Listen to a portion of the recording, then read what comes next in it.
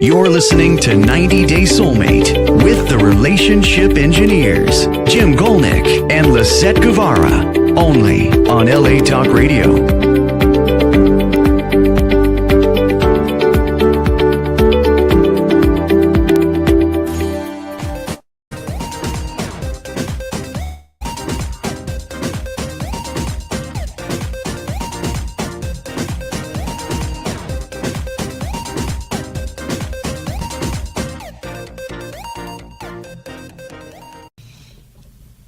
Welcome to 90 Day Soulmate with Lisett and Jim. Today we've got a show for you. It has to do with happiness and sadness.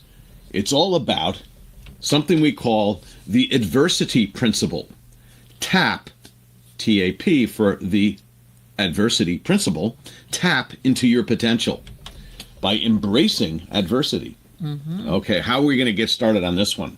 Sounds interesting. So there was a nice survey done of 140 nations, countries around the world, and looking at their happiness level, looking at a few different social constructs, such as social support, income, health, freedom, generosity, absence of corruption, all things that they associated as being things that attributed or contributed, not attributed, or things that were attributed to people's happiness. In looking at that, doing that survey of 140 countries, thousands and thousands and thousands of people around the world, they came up with the top 10 countries. You want to know what they are? Yes, I like to know. This will be interesting. Let's see what those top 10 are. The top 10 countries, the top 10 happiest countries in the world are Finland, Denmark, Iceland, Sweden, Israel, Netherlands, Norway, Luxembourg, Switzerland, and Australia. Now, when we look this up, I have a little issue with this. I think somebody who took down this information, who wrote for the magazine, mistook Australia for Austria, because all those other countries are very similar to Austria. Australia, they're a little down. They're a little down. They're not as happy, right? They're down under Australia. I don't know. Have to see. We don't know. We don't know. So it's number 10 is either Australia or Austria. If you look it up yourself, I think you might find it's Austria, because when I tried looking for it afterwards. How about we focus on the night? Focus on the top 9. The top 9. Okay. So the top 9. Finland, Denmark, Iceland, Sweden, Israel, Netherlands, Norway, Luxembourg, Switzerland. Other than Israel, all those others are like Scandinavian countries, right? They're up in the north in the cold. They've got those really dark winters where it's just so cold and you don't see the sun. And then they have those wonderful long springs where there's the sun out almost 24 hours a day. Many of them do. Switzerland doesn't have that, but when you talk about Sweden, Finland, Denmark, they have those long summer days. Yeah. It's very interesting. What else is similar about those countries? So the top countries were dominated by Nordic countries that had stability. And the stability of it is over the years, these countries always are ranking in the top countries. They're small countries. They're not big. 5 to 10 million people, I think. None of them are too outrageously large. Nordic countries like Finland, Denmark, Iceland, Sweden, Norway are consistently dominating the top rankings year after year after year. Finland secured the top spot for the 7th consecutive year. And the key factors are strong social support, high income, excellent health care, and minimal corruption. Now, what's interesting, I and we have been to Finland a number of times. I think I might have been there 7 times now, every other year for many years. Typically during the summer, typically during these long days of beautiful weather, not too hot, 24-hour sun almost. It gets dusk and then the sun comes up again. Yeah. Beautiful times. But I've also been in Finland in February. Yeah. And it is dark at 9:30 in the morning. It's bright enough to go out and run in the street, covered with snow. And then in the afternoon, it's dark really early. So it's like, it just seems dark and dusk all the time. And then the nights are long. but the people are the happiest. That's kind of odd. All this various weather extremes. Why would that be? Well, we'll talk about that and why. What else do we have here? Some of the more things about the surprises and trends in the rankings. Israel ranked 5th in 2024, despite recent conflicts attributed to a 3-year averaging methodology. So they've looked over the past 3 years to average the scores in order to get the 2024 score. But even with all the trouble going on in Israel now, still ranked, I think, what was that, number 5. And new entrants in the top 20 included Costa Rica, Lithuania, indicating a broadening of the geographical happiness spectrum. So it's more than just the Nordic countries, and it is expanding a little bit into some other areas. And this is out of 140 countries. So the top 20, the top couple are like really high, and then as you get down into the top 20 and the top 30, it can be a mix that's kind of moving back and forth. Yeah. So I think what begs the question at some point is, okay, if those are the top 10, what are the bottom 10? We're going to get to those in a minute, but let's look at some more differences for the top 10. They've got generational and demographic insights into this group. Lithuania leads in happiness for individuals under 30. So 4 countries with individuals under 30, it was number 1. Denmark was the number 1 country for those over 60 years old. There is a generational divide. Older populations are generally happier than younger ones in several European countries. That's interesting. I wonder, we should get back to it, but I think we're going to forget to get back to it, so I'm going to talk about that in a moment here. Concerning trends, U.S. millennials experience double the loneliness compared to older generations. So millennials are lonelier, lonelier. What country is that? I don't know. It's a new country. It's near Lithuania. It's so apart. Eastern Lithuania. In any case, the generational divide. Why are older populations possibly happier in several European countries? So this is my take on it, and we're going to get into this in the second part of our show. That they have experienced war. They've experienced, they experienced a number of wars. They have parents that were directly involved in war, like even World War II. They come from hearing about these wars, and there were other wars going on in those time frames. So they've seen conflict, they've seen stress, they've seen the world at odds. So maybe they recognize these times, no matter how difficult they may be. Maybe they see these times as, this is actually pretty good. Yeah. Whereas if you don't know any better, you go, oh, the world's blowing up. Could be. Could be. Or they've seen worse corruption and now it's not so bad. Don't know. Let's continue on with this. Challenges for the U.S. and concerns.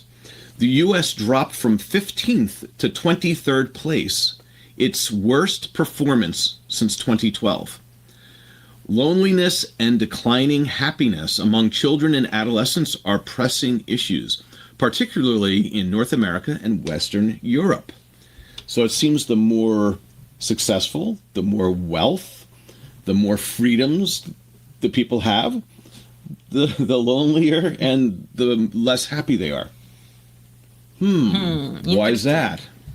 These are generalities. We're not saying everyone's this way, but we're seeing certain trends. Persistent struggles for low-ranking countries. So for the low-ranking countries, Afghanistan remains the unhappiest. It's also followed by Lebanon, Lesotho, Sierra Leone, and Congo. These countries grapple with instability, poverty, and systematic challenges, highlighting stark global disparities. So in some of these countries that are facing ongoing terrible times, they're not seeing the good times against the bad times. They're just seeing ongoing bad times. And it's leading to unhappiness. Yeah, that's no hope. How about what are the top 10 bottom? Unhappy? The bottom 10 happy, or the top 10 unhappy. Okay. Either way you want to look at it. Here they are. Afghanistan, Lebanon, Lesotho, Sierra Leone, we talked about Congo, Zimbabwe, Botswana, Malawi, Eswatini, and Zambia all had low scores. In fact, what's interesting is Afghanistan is half the score of the number 10, Zambia. So Afghanistan is really low, very low score.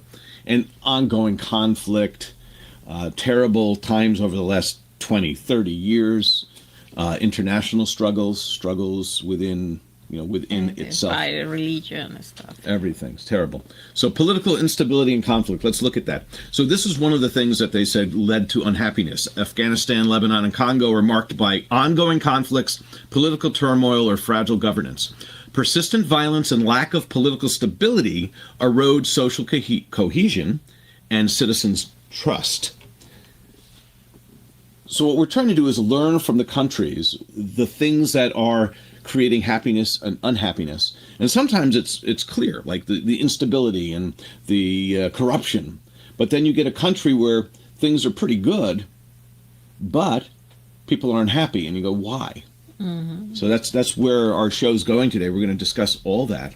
Economic challenges in some of these lower happy countries. Mm-hmm. High levels of poverty, unemployment are prevalent in countries like Lesotho, Zimbabwe, and Malawi. Limited access to resources and opportunities perpetuates economic stagnation.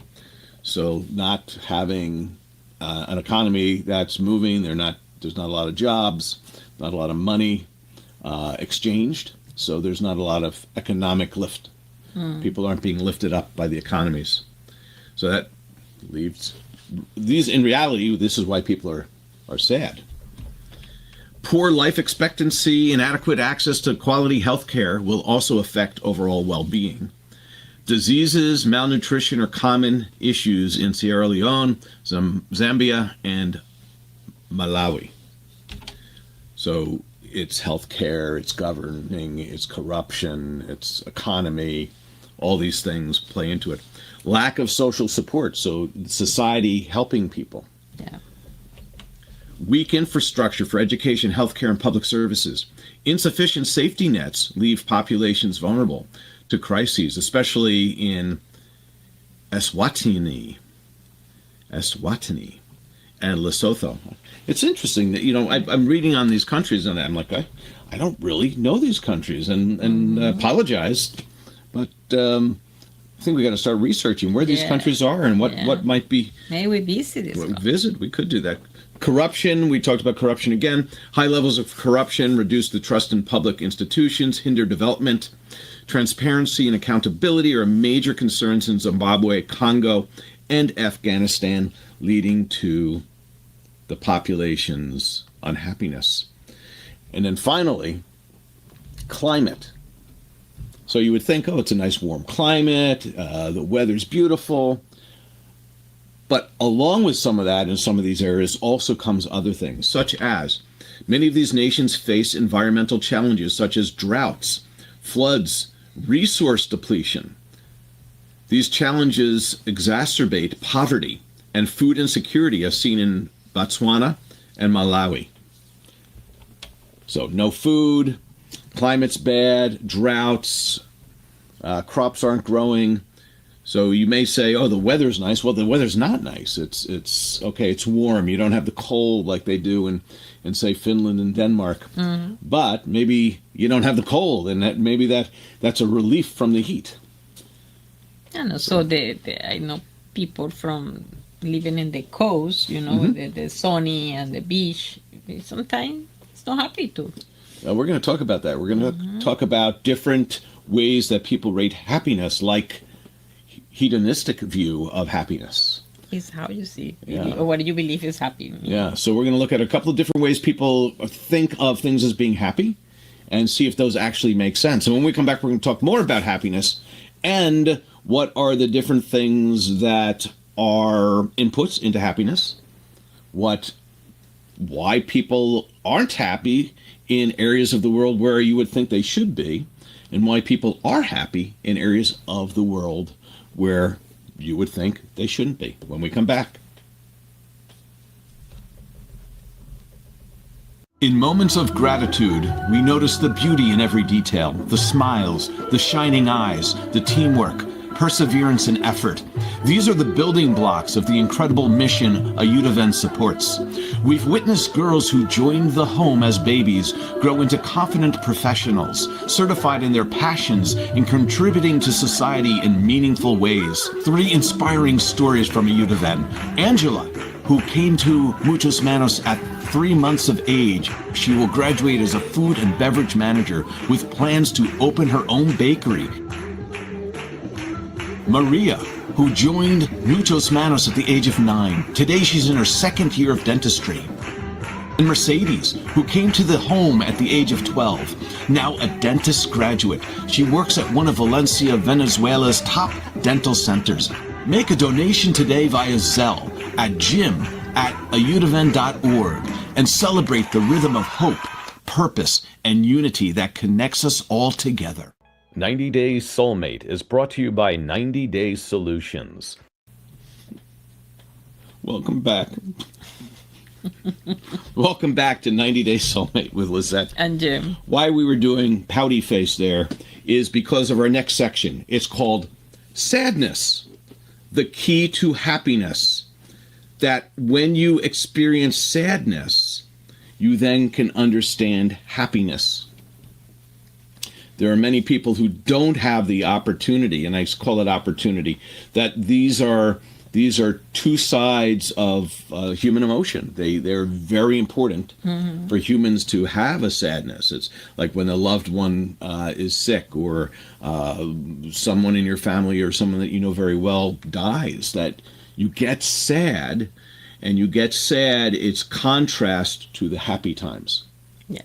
So it's like we talked about adversity at the beginning of the show. Adversity, sadness, these things actually are a contrast that give a background and a contrast to things that we can feel happy about. Does that make some sense? So let's look into the intro into happiness and sadness. They're central emotional experiences for human life. We need to have them. They are, part of that is behavior, relationships, and fulfillment. So the impact of happiness and being sad will impact our behavior, they'll impact our relationships, and our fulfillment in life. There's psychological, physiological, and socio-cultural components to happiness and sadness. Sadness aids in our growth, in our ability to have empathy and awareness, not only awareness, but self-awareness. That if you can recognize if you're sad and when you're happy, and really be sad and happy, and not just be ambivalent, or what is that, where you have no feeling. Or hiding the feeling. So I remember that I recognize in some moment that I be sad, and also I can say I celebrate the sadness, you know. So it's that you agree they have the feeling, and you feeling this emotion, because it's like the happy you have celebration. You can also I cannot say enjoy, but I can say feeling the emotion. You know, Okay. no deny. Don't deny the emotion. I agree with that. How about slide 2 of happiness, introduction? It is often regarded as the ultimate goal of life. I want to be happy, reflecting well-being and satisfaction. Sadness is a natural response to challenges and losses. It's integral to growth and resilience. Both emotions are shaped by, as we talked about, biological, psychological, and societal influences. There's also situational and subjective factors involved. The key goals of our presentation today are to explore influences and societal impacts on happiness, as well as offer pathways to emotional well-being. And it might be also helping others achieve emotional well-being. Maybe it's just for us to kind of question why we're happy, why we're not happy. I guess the way that people cannot recognize how feeling, that is one. because they're not self-observant, or maybe they don't know what the feeling is. And we're going to talk about that too. This is interesting when you just actually don't know what sadness is. Yeah. And then you can figure out being this side or the other side, and value when you are happy too. Because you don't recognize, and that's one of the definitions we're going to talk about now. Is if you're happy all the time, meaning you may have a state, and one of the definitions that there's for happiness is the removal of pain. When you have pain removed, it's a relief. Relief is a happiness. I'm relieved of this pain. I'm now happy. So that's one of the definitions we'll talk about in a second here. Let's see if it's coming up right now. Let's see, what is happiness? A state of well-being, contentment, or joy. There are two primary types that we're going to talk about. Hedonistic or hedonic happiness, which is focused on pure pleasure, comfort, and the absence of pain. Everything's wonderful. And then number two, eudaimonic happiness, which is rooted in meaning, purpose, and personal growth. So one is sensation of just your chemistry, feeling wonderful things, dopamine releasing chemicals.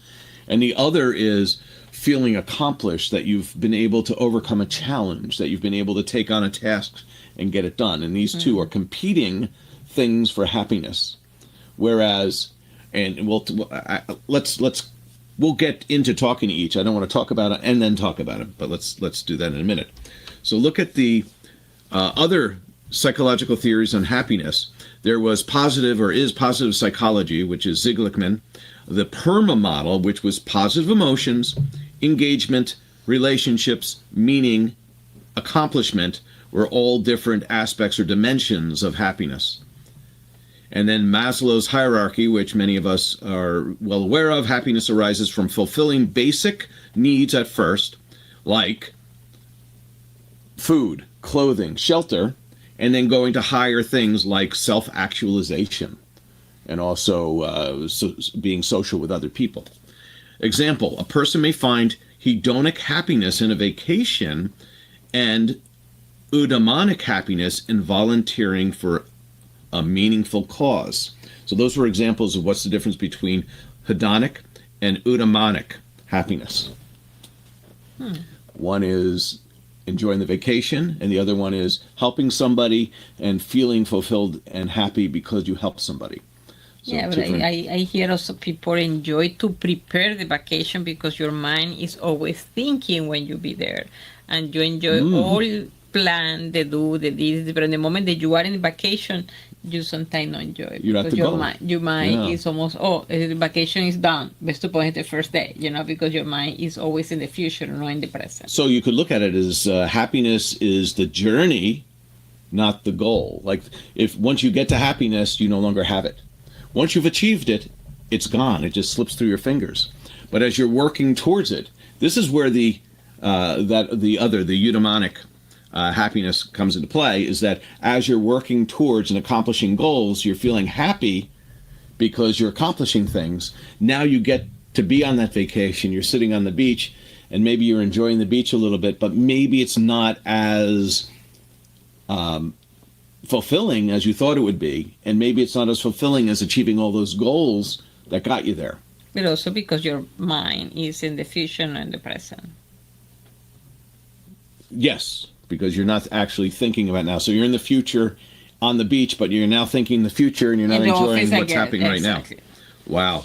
So how did you assess happiness, or how did they, through certain different ways, when you are doing studies on people and you're looking at why are they happy? Here's different ways of measuring. First, it's a subjective measurement. It makes it difficult to actually measure it universally. It's different for different cultures, different people, different societies, different geographic areas. It's always different. So here's some methods. Self-report surveys. There's a tool like Oxford Happiness Questionnaire, which will provide insights into subjective happiness levels. Behavioral indicators: smiling, laughing, social interaction frequency.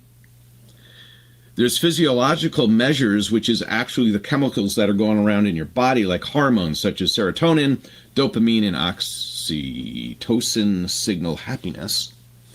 And then finally, some of the components are calmness, joy, excitement, These are things that if you have some calmness about you, which is the opposite of nervousness, joy, opposite of being depressed or unhappy, and then excitement, you anticipate something. Those are all signals of happiness.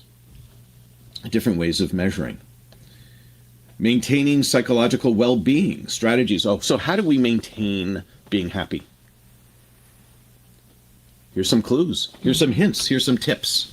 Strategies. Mindfulness practices. Meditation reduces stress, fosters focus. It actually allows you to observe yourself as well.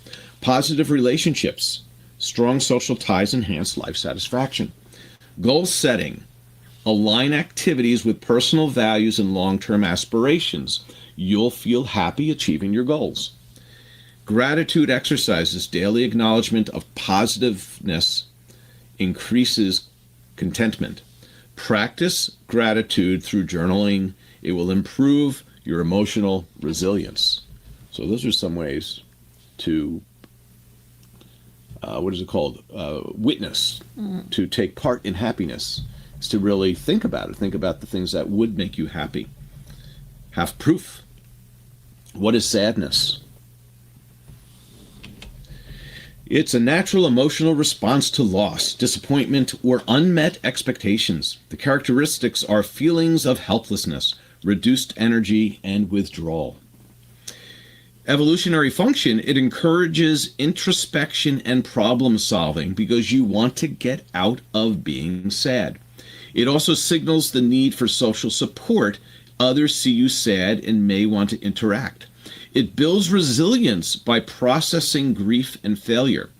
Example, bereavement often leads to personal growth after the grieving process.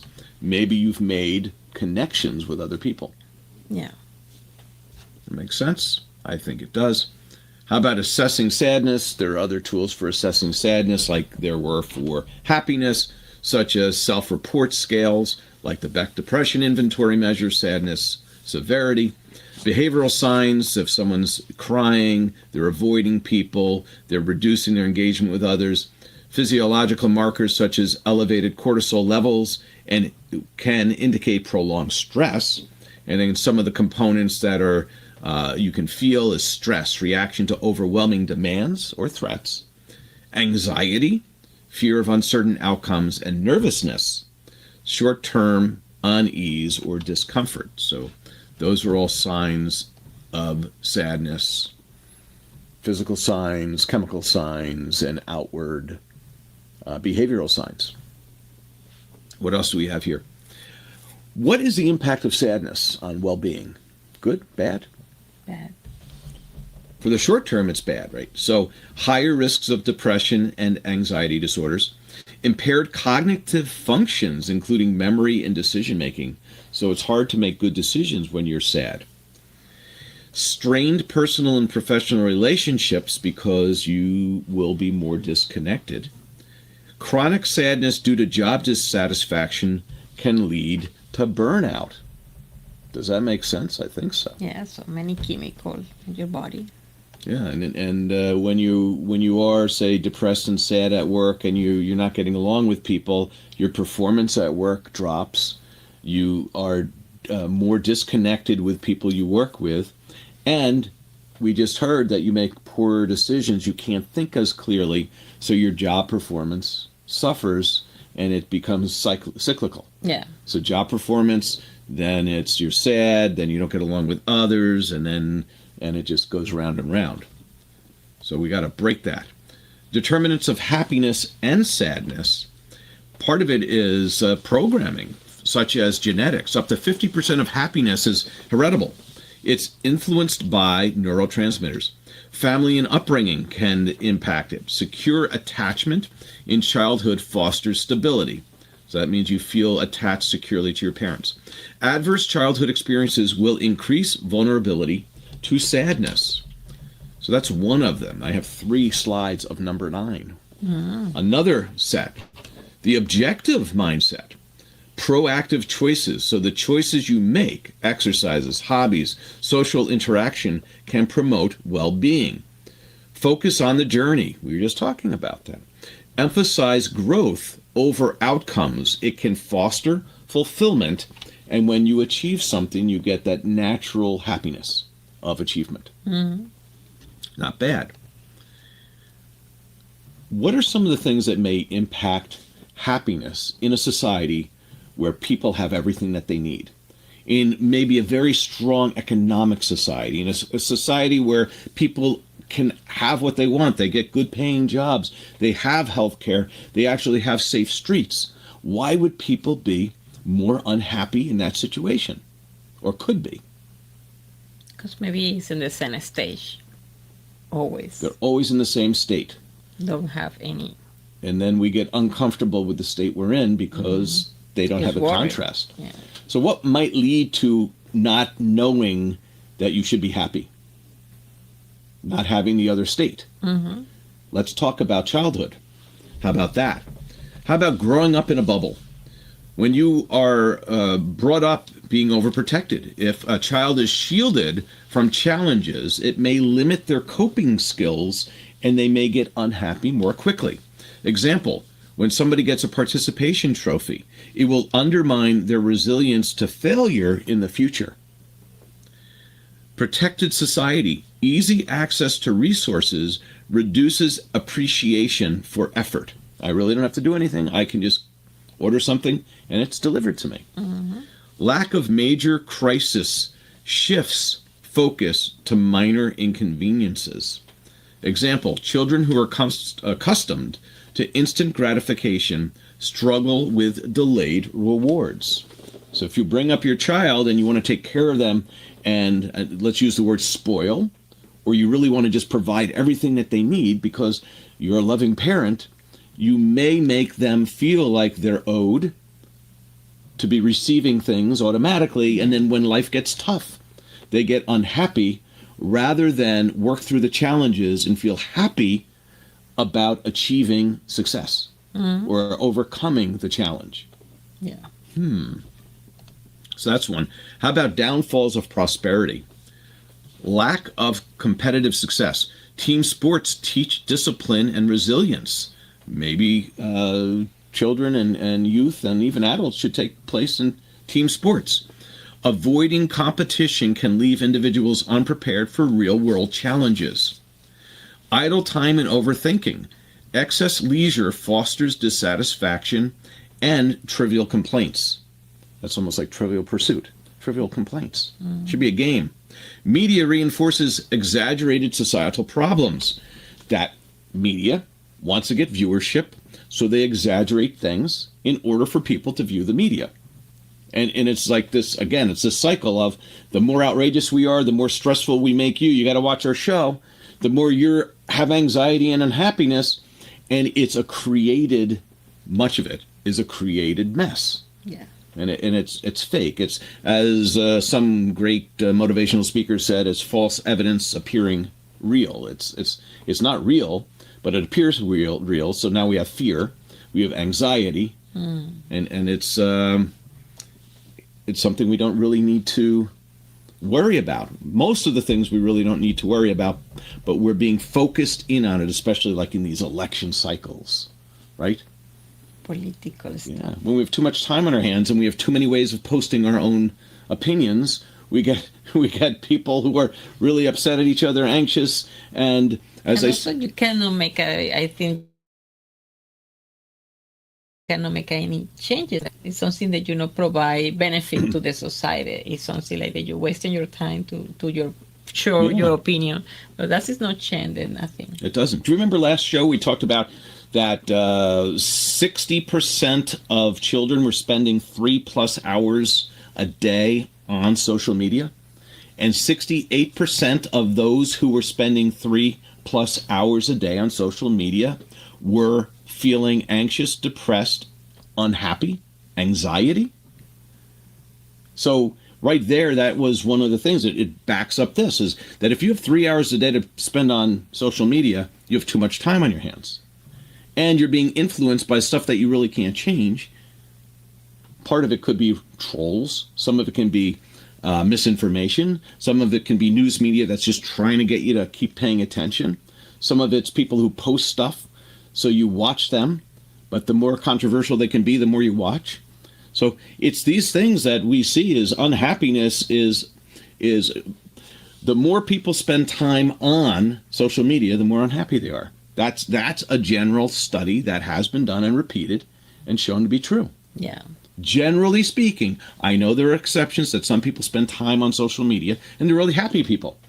But if you look at a large group, it tends to go the other way. The people who spend more time tend to be more unhappy. Conclusion. Because people be fired at their job. They spend 40% of their time on social media. Yeah. So happiness and sadness are actually complementary forces. They're essential for growth and balance. Modern challenges, overprotection, and comfort can reduce resilience. So how do we have a pathway to emotional well-being? Embrace challenges, build resilience. Adopt growth-oriented, proactive mindsets. Balance emotional experiences for a fulfilling life. 90 Days Soulmate is brought to you by 90 Days Solutions. Today we're talking about removing a nail from your foot after walking a mile in a shoe. When you pull that nail out, the amount of relief you feel is the amount of happiness. So it's the pain that is taken away is the happiness. And if you don't have that pain and you just have a foot that was never stepping on a nail, you don't recognize the happiness of just a steady state of being able to exist in life with fellow humans. So when the people is sick and also don't never be sick and not value the healthy life. The statement is adversity. Is it the key to happiness? Statement or question mark? It's both. Overcoming challenges and happiness. Enhanced appreciation when you overcome challenges. Individuals who face adversity appreciate positive experiences more, increasing life satisfaction. Resilience development. Coping with challenges builds resilience, helping individuals maintain well-being in tough times. Meaning and purpose. Hardships lead to personal growth and a stronger sense of life meaning, both associated with enduring happiness. So happiness is facing challenges, working your way through them, overcoming them, hopefully with other people, like-minded individuals who you're working with, and you build closer relationships and you feel the accomplishment and you are able to recognize the happiness in your life. Examples of growth from adversity. Personal growth. People overcoming illness or loss develop deeper appreciation for life. That's pretty amazing, huh? Mm-hmm. Why adversity is key to happiness. So now we're making a statement. Why is it? Happiness is deeply influenced by life's challenges. Adversity provides contrast, fosters growth, and strengthens emotional resilience. Without adversity, happiness can become elusive because we don't recognize it. Example, a person recovering from a serious illness often appreciates good health more than someone who has always been healthy. The same way I say. The person who walks again appreciates being able to walk much more than the person who's always been able to walk. Yeah. So happiness often arises from overcoming life's challenges. Adversity builds resilience and enhances emotional depth. A runner finishing a marathon feels a deeper sense of accomplishment than someone who walked the same distance casually over several days. I think so. Lack of contrast. Here we go. So, going to the hedonic treadmill. This is contrast. The contrast principle is relief from discomfort heightens happiness. Hedonic adaptation. Positive experiences lose impact without adversity. Example, the child who always receives new toys quickly loses interest in them, while another child values a single gift received after waiting. So the point of that, again, is relief from discomfort.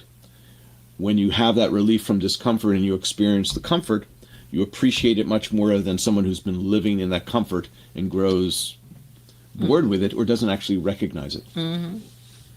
So we should be recognizing our comfort. Illustration of the hedonic model. Lem, his model of happiness is explained as the removal of pain. Happiness is heightened by the contrast of discomfort and relief. A hiker removing heavy, wet boots after a long trek feels intense relief, and that was demonstrating the Hedon model. So again, the relief of the challenge, the relief of the adversity. Absence of psychological growth. Adversity fosters resilience, self-efficacy, and personal development. Challenges help individuals develop deeper emotional capacities. For example, a student struggling to master a difficult concept feels a sense of pride and confidence when they finally succeed. Schools that have now put all students in classes where they can get B's and A's, and they just put the level different, and they don't have to struggle, or the struggle they have is softened because now the class is easier. And they're like, oh, we'll just put you in honors, we'll put you in AP, we'll put you in general path. And they have like, what was that, like 5 paths? Yeah. And it's all different levels, and it's so everyone gets through. Well, when you don't struggle, like if you struggle really hard and get through something, you feel a lot better about yourself. Yeah. And they're trying to avoid, a lot of what we try to do nowadays is have people avoid a failure, avoid not being able to accomplish something. But when we do that, we take away the joy of accomplishing something that you thought was really difficult. There's a lot of joy in accomplishing that. Yeah. How about this one? Psychological growth and positive psychology. Overcoming obstacles enhances long-term happiness and personal growth. Happiness from overcoming difficulty is more enduring than simple pleasure. A person who lost their job may learn new skills, start a business, and may feel a deeper sense of self-efficacy, having gone through the loss and becoming more self-resilient. Mm-hmm. You know? So you remember when you went out on your own and you started your company a few years back? Yeah. You know, that took a lot of effort. Yeah. I hope you feel accomplished. Yes. Yes. You look back and go, this was awesome. And I did twice, by the way. Yeah. So I started in Venezuela and I accomplished. I started again here. So, Yeah, you've gone a path that not many go. mm-hmm. You know, you're okay. I won't say you're okay on your own, but you took a path on your own to try to make it and try to figure out how you could do it. Yeah. And you did. And did again. Yeah. Hey, no Can't more. do No again. more. No, I not can't do again. Why not? Neurological desensitization. Peaks and valleys. Adversity regulates dopamine, heightens sensitivity to joy. In fact, if you don't have a peak and valley, you're going to just start dumping. You're going to start, no, sorry, this again. You're not going to start allowing dopamine to be released without the peak and valley. Emotional flattening. Lack of challenges desensitizes the brain to positive stimuli. A child who eats candy every day finds it less enjoyable than another who gets it only on special occasions. So you can't just live in a dopamine dumping brain. You need to have the move away, move back towards, move away, move back towards. You can't always have dopamine dumped because then there's just no more to dump and you don't experience it anymore. Yeah. So that's why, what is it called? Distance makes the heart grow fonder sometimes. Absence makes the heart grow fonder sometimes. Yeah. That then the dopamine's released again, and then you go away and you feel a little sad, and you get back and you're happy again. That's the reason they travel a lot. Yeah. Sad. Why? For us or for someone else? For everybody. For everybody. Make everyone happy. What else do we have here? We just talked about this, emotional flattening. Without emotional highs and lows, joy becomes muted. Sheltered lives may lack the intensity of emotional experiences. Someone living in constant luxury might feel bored or unfulfilled and start complaining. While someone who has worked hard for a small comfort feels satisfaction in that small comfort. I think that is absolutely true. Yes, I agree. How about fragility and fear of loss? Inability to cope. Minor disruptions feel overwhelming to those unaccustomed to hardships. When we raise our children and don't allow them to have hardships, they don't know how to handle them, and they may feel overwhelmed as adults. They may say they're unhappy because they haven't experienced the challenges that they've overcome in their youth. Fear of loss. Comfort creates anxiety about potential instability. A person who has never faced criticism might feel devastated by a minor negative feedback at work. I can see that. I can see that happening. Social and relational aspects. Adversity enhances empathy and deepens social bonds. Shared struggles strengthen relationships and build trust. Friends who support each other during difficult times, like illness or loss, often develop stronger and deeper connections, enhancing their happiness. Yeah. So you can help somebody else in happiness by helping them through adversity. Is that true? I think it's true. How about isolation without shared struggles? Lack of adversity can lead to isolation and empathy gaps. You no longer have empathy. Shared experiences of struggle create opportunities for meaningful relationships. A wealthy individual who never experiences shared struggles may struggle to relate to friends who face everyday challenges. That's interesting. That if we don't have the ability to have empathy for others, we may not have that connection and may not have that happiness with that person or with others. Or yourself. Or with yourself. Philosophical insights.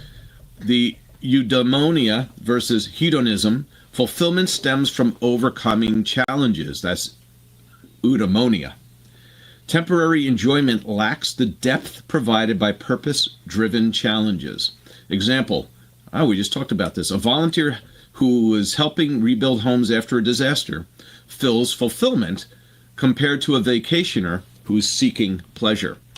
So you may have a little bit of pleasure on vacation, but if you just help someone rebuild their house who had it destroyed during a hurricane, maybe you also feel accomplishment and feel happiness and that ability to help somebody, and it's a different feeling, and that's where the two different types of happiness come from. Evolutionary perspective on happiness. Survival reward system. Adversity fosters problem solving and emotional fulfillment. It actually helps feed our evolutionary psychology. Humans evolved to derive satisfaction from overcoming challenges. Early humans who faced food scarcity likely experienced greater satisfaction securing resources than those with abundance. A society facing challenges in finding food, finding gasoline, but who work together with each other and connected can actually be happy in the face of adversity. I can tell you one example. So in Venezuela, we don't have gasoline sometimes, and we make a line, and people bring, my mama does, bring the domino, bring some sandwich, bring some beer because it's so hot, and you meet the person in the front of the line, the other line, so become like the social party waiting 7-8 hours to have gas. You're doing it together. You're part of the group. Yeah, because we need to stay 8 hours in one line to put gas. So that and it's either, and you have to enjoy, because you don't have to wait. How you be angry is more suffering. And if you didn't have to, you're just staying at home and you didn't interact with people, you would avoid the opportunity to have happiness. Yeah. Conclusion. Adversity creates contrast, builds resilience, and fosters deeper joy. Without hardship, happiness can become shallow or fragile. A musician who struggled to master an instrument enjoys their performances more deeply than someone who picked it up effortlessly. That may be true. That may be very true. Finally, this is a call for reflection. Reflect on how challenges have shaped your happiness. Seek meaning and growth in difficult experiences. Reflect on surviving a challenge or a challenging breakup and how that can lead to greater self-awareness and clarity about your future relationships. The picture here, the boots on the top of the hill after a long hike. When you walk to the top of a mountain, yourself. Climb that mountain yourself. Face the weather, face the hill, face the challenges, and come to the top. The view from the hill looks much more beautiful than if a helicopter dropped you off. Yes. Have yourself a great week. Enjoy and embrace your adversity, and be happy. Thank you for watching. You're listening to 90 Day Soulmate with the Relationship Engineers, Jim Golnick and Lisett Guevara, only on LA Talk Radio.